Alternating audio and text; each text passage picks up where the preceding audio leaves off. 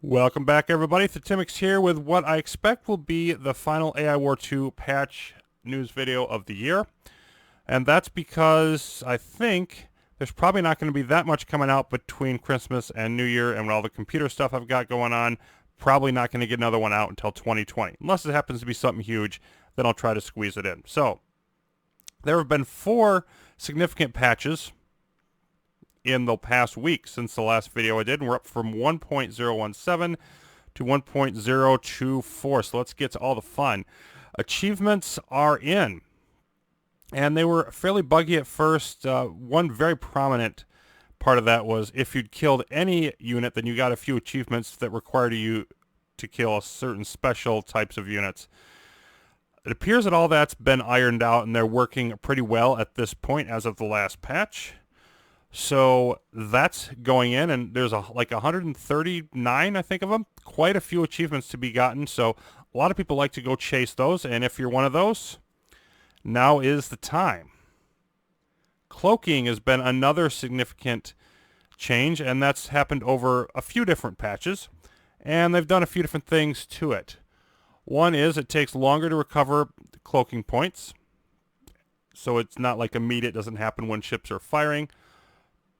Cloak units are in general more powerful in order to compensate for that, and they also boosted the tachyon arrays. They felt there wasn't enough reason to use them with the sentry frigates around that have unlimited range. And so they are boosted by, I think they decloak twice as fast and have a 25% range increase on that, or something close to that. Then there was a change to the building rate of ships, as you've probably seen if you've been watching The Real War Begins. They had a situation where they were trying to keep it so you couldn't outbuild the AI, just throw ships at the homeworld and rebuild faster than they could pump out Praetorian Guard to fight you. And the first attempt at that was both bugged, and people felt it went way too far. The way it is right now is if your ships are all from a fleet are all on a friendly planet, then it will build at full speed no matter what. If that fleet has any ships that are not on a friendly planet, then that fleet is going to build at Mark 4 or higher. It will start building the ship slower, and at Mark 7 those ships actually get down to twice as long. And I've got to give a lot of credit to the developers, because they saw the first version came out and wasn't well received. They yanked it back. They asked for ideas, and it actually happened that I think one of my ideas was part of the impetus for putting that in, so that was kind of cool. But in any case, they've come up with, I think, is a reasonable solution to balance things out. I still think it should probably come down a little bit more on the build rate, but I really can't complain about it. There's a new pursuit mode, methodical pursuit mode, and basically what that's trying to do is make pursuit mode smarter. There were some issues with it, and again, they've patched those, and we'll see how that patch goes. But what it's trying to do is, as you use pursuit mode on a planet, the ships will try to target it in some sort of sensible order instead of going to random locations all over the planet and just attacking whatever. And it wasn't totally random before, but they're trying to make it smarter. And that's something that any other factions or AI on difficulty 7 or up have access to, so it could also improve the resistance of the other factions to the human player.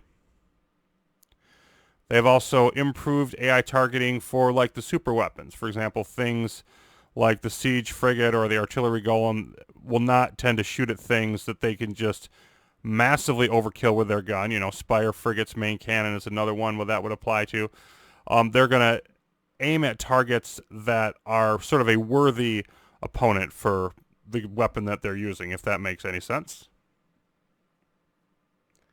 So more outguard balancing. The hacking response on outguard has been reduced, and some of the things that you get when you bring in the outguard mercenaries has also been changed.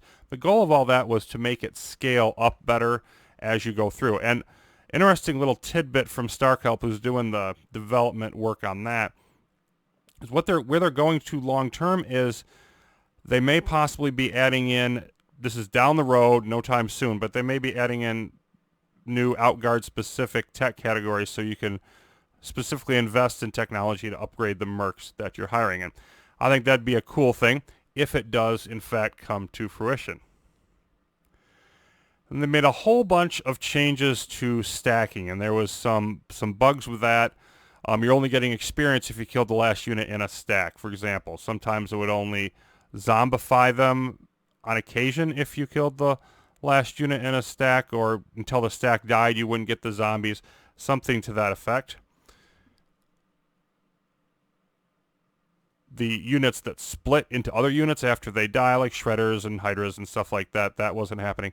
So now the stacks work better. They've been gradually working on improving that with some of the status effects in the past, and now they're going in that direction. But at the moment, there's some considerable concern with some players that it makes things like hydras and stingrays that split into multiple units when they die overpowered, because there's so many of them now, because it's actually working more like it was supposed to. So that could get tweaked back in terms of those unit stats, how many they split into, and how strong the subunits are, and all of those kinds of things. Then there's some things that have been done also to sort of nerf the idea of mobile defense. A lot of players are still not investing that much in the turrets, and they want to emphasize the tower defense part of it a little bit more. So when your transports go into a planet, they do not get that temporary speed boost that they were getting. So it takes a little bit longer to go through territory, even if it's friendly territory. And another thing is the wave warnings have been reduced, and they were quite long, especially compared to Classic or whatever. So when a wave is coming, you also have less warning. So less warning plus a little bit slower moving time, then that's going to make things more reliant on the static defenses as compared to the mobile defenses. The cloaking changes, on the other hand, will also benefit stuff like ambush turrets and the minefields and all of those things. Another one that was catching a lot of players is when the Warden fleet gets resources, gets waves or ships into its budget, it has a limit that it can hit based on AI progress and difficulty and all that. And the extra was just getting put into wave attacks. And a lot of new players were running into bigger waves than they expected. There's a big spike in difficulty. My AI progress hasn't changed. Why is this happening? Well, that's been switched to reinforcement. And I think that makes really good sense. I wasn't too sure it needed to be changed at first, but the more I think about it, defensive, Warden fleet having its extra resources flowed into defensive reinforcements wherever the AI feels like in the galaxy, that makes a lot of sense. I think that's a good change to have adopted. And another one of those types of things, high-level instigators, meaning on the higher difficulties 8, 9, and 10, they have greater effects. Same type of effects, I believe, but they've just increased sort of the magnitude of those. So really a whole bunch of stuff that has gone in there. I think achievements and cloaking are the main things, but, the outguard, the stacking. So the game has really changed quite a bit over the course of the last week. Hopefully all that's helpful to you as we go into the new year with your own games. And I'll be back more when the situation develops to where it's appropriate. Thanks for watching, everybody. Have a good holiday.